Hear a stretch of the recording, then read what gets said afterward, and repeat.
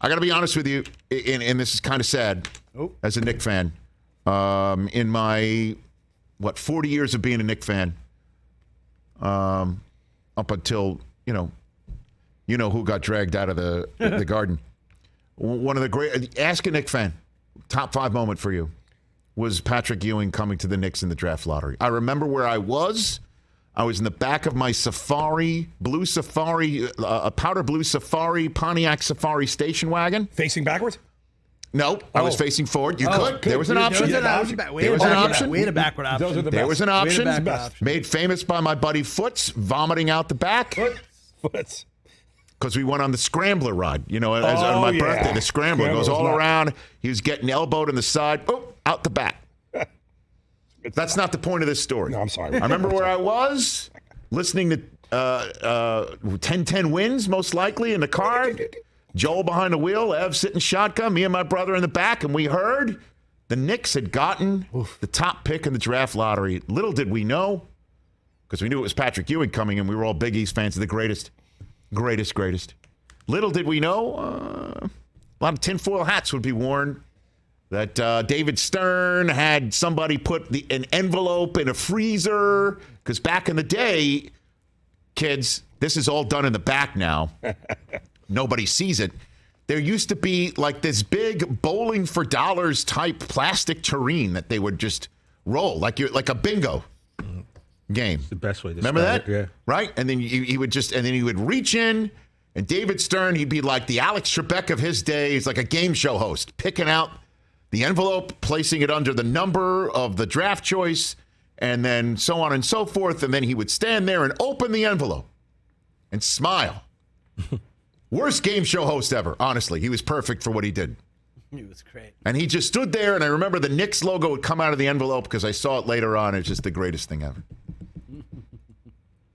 Now it's a different story. Now that sort of stuff is done behind the scenes, and then they announce it one by one, and there's a representative for the team that's there. Dave DeBusschere was representing the Knicks back in the day, so there's still representatives today. Now you just that's the thing to me. Who's it going to be? Could be a former player. Could be somebody from the front office. It could be quickly. It could Let's be just not one forget. of the young guys. Let's not forget the moment that Mallory Eden showed up and launched 1 million Instagram follows.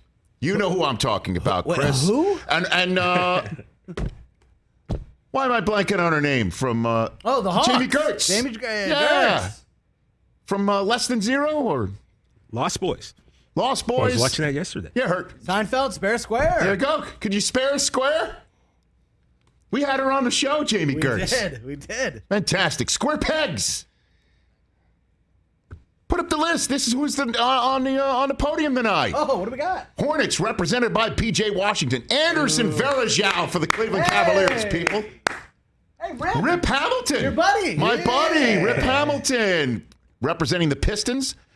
The current Rockets GM, Raphael Stone. Pacers assistant general manager. What? Okay. Is that like the Costanza of this? Maybe. Swin Cash Canal, Nice. the VP of basketball ops of the Pelicans. William Wesley, executive vice president and senior basketball advisor of the Knicks. Worldwide West. Worldwide West, baby. Wow. Nick Collison, he's being called a Thunder legend. Thunder legend, yeah. All right, Okay. we'll accept it. I mean, Jeff Weltman, president of basketball operations of the Magic. I think I was once in bunk 11 with a Jeff Weltman in Camp Laconda. Right. Damian Lillard will Big rep the time. Blazers. DeMontis Sabonis. He's on the Kings now. David Robinson for the Spurs. By the way, he's listed as Spurs legend and strategic partner. Good thing it's strategic partner, because if we're going legend for legend, Nick Collison and David Robinson, that's not a fair fight. yeah. And the Wizards sent in their head coach, Wes Unseld Jr. Nice. That's tonight's representatives on screen for the draft lottery. Oh, baby. Of course, there's also more pertinent information as to the odds as to who's I was got going the to say, best do you want chance to the win. odds? Do you want the odds? Please have it, Christopher. All right, the Rockets, Magic, and Pistons have the same odds. They're 14%. They're about 6-1. All right. Oh, I'm talking about the gambling odds. Dude. I've got the regular percentages to make people understand. It's kind of the same thing. It just gives you a better idea. The Thunder, 12.5%. Pacers, 10.5%. Boy, how How many percentage points did the Pacers get for sitting Miles Turner for as long as they did? Lillard sat forever. 9%. Lillard's going to sit straight up in his chair because that core surgery definitely came in to play. 6-1. Sacramento Kings 7.5%. The Pelicans 6%. They win, as you know. That's the Pelicans always win the draft lottery. And the Cavs. Spurs 4.5%. Wizards 3%. The Knicks are milk 2%.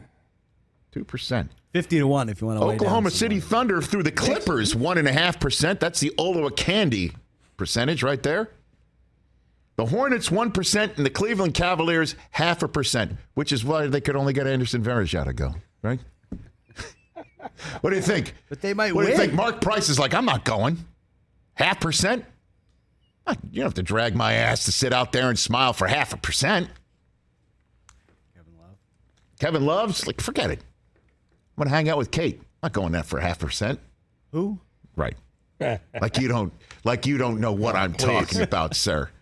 Just in case Sarah's sitting at home watching you in whatever the hell you're wearing. You want to talk that she about this picked right out. now? I'm not dumb enough to actually like their photos, like some people in this room.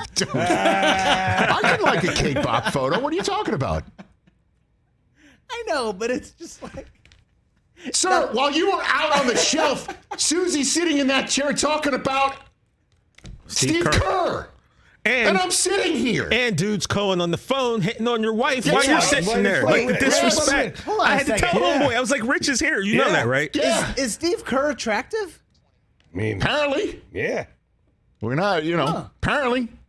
What's more disrespectful? Guys hitting on my wife when I'm sitting here or what Pat Beverly did to Chris Paul? They're equal parts. Twitter poll. Oh, my God. Equal parts disrespect. And that's our coverage of the draft lottery. Hey, you watched all the way to the end. Thanks for that. Watch more right here.